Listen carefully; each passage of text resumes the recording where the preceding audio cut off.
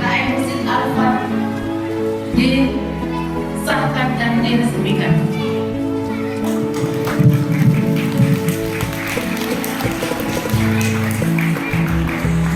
Bapak-bapak semua yang telah diberikan amanah dengan tugasnya masing-masing sebagai pengemban amanah khusus buat masyarakat dusun dan desa beliau melalui Masjid Al-Fat ini.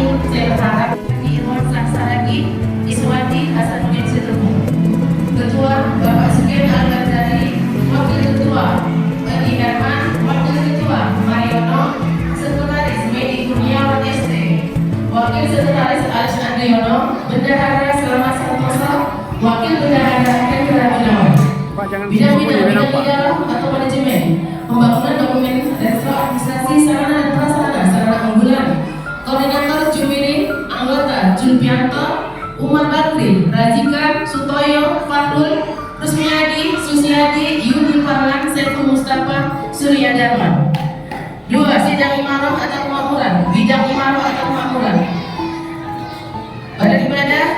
bidang ibadah, bidang dakwah, bidang sosial PHBI, bidang pendidikan, bidang usaha, bidang lembaga, bidang kesehatan, koordinator Bapak Mukhtar Ibrahim, anggota Tarawih SPDI, Mundakir Ahmad Hendra Siregar, Jainuddin Lubis, Chandra Saputra, Sanun Mirsa, Wahyudi, Jurais Rambe, Wiswadi, Chandra Wiguna, Jeffrey Wadiarti, Sri Wahyuni.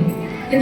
Bidang wilayah atau pemeliharaan, kebersihan, keindahan dan perlengkapan, koordinator Febriansa, anggota Doni Julfika, Eko Faisal, Joko Widodo, Sanusi Susanto, Usmiyadi, Suwardi, Ismail Marjuki yang dilantik untuk menjadi ujung tombak keberhasilan program-program yang akan diprogramkan oleh Ketua BKM Masjid Al-Fat Bapak Sugeng Al-Ghazali beserta pengurus yang tadi telah kita lantik bersama.